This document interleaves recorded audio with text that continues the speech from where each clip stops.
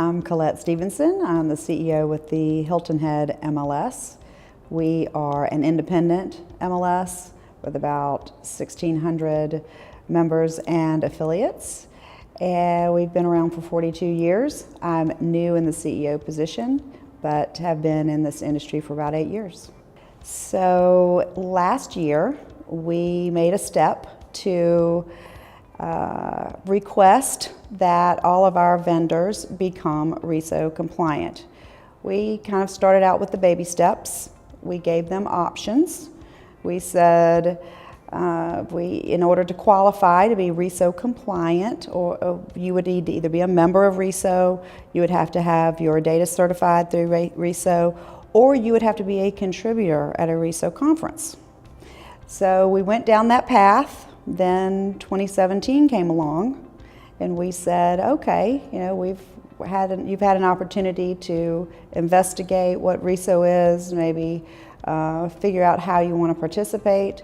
So now you should understand the importance of a RESO certification and being involved in our industry. We're all in this together. So we're going to require that you do that in order to continue to receive data from us.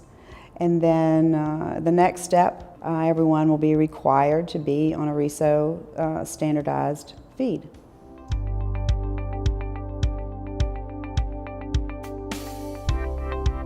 Why do I have to spend this money? When we ask them to be RESO compliant, a lot of them ask, why do we have to do this? And normally I say, well, it's obviously a business decision you need to make. Are you in this industry or are you not? And I don't believe that $500 is prohibits your entry into the market or to keep you in the marketplace. And if you have spoken with Jeremy or Greg Lemon, they're both fantastic at expressing the importance of RESO, and they normally, after they speak with one of them, after speaking with me, are very encouraged by being members. The ones who weren't as familiar with it are glad they've had the exposure now, and I think they do see how important it is for all of us to work together for the ease of all the data, the agility they're going to have once more of the MLSs are doing it. I think they see it now as a means to their ends.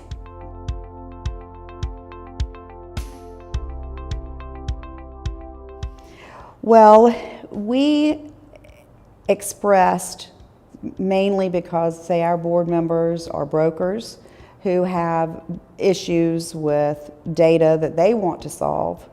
And when they realize that this is a way to get there, the brokers and the board members are encouraged by this requirement and see the importance. And once they're kind of on board with that, we have not had an issue with, we didn't have an issue pushing it forward.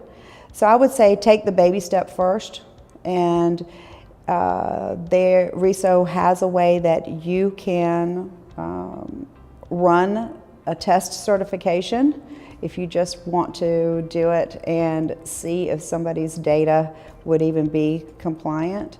Most of all the vendors don't have an issue with being compliant. I think, as most humans are, resistant to change or to being forced to do anything. So I would say take the baby step first, let everybody know that that's what you're going to do. And the pain has been very minimal when they had to make the change. Thus far, we've had very little pushback. And now that we see that everyone is on board, since we've required it, so all the big vendors are already RESO certified. So most of the MLSs now are not going to see what we saw, which was no MLS was forcing them to do it. So now most of them are already certified, so it's not going to be as big of a leap for them now.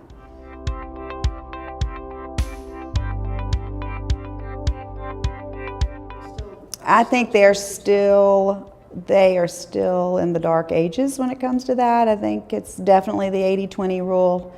The larger franchises may have some exposure to what the concept of RESO and standardizing data, but I still have conversations with many brokers and owners of corporations that are running these independent brokerages as well as the franchises, who don't see it as something they need to know.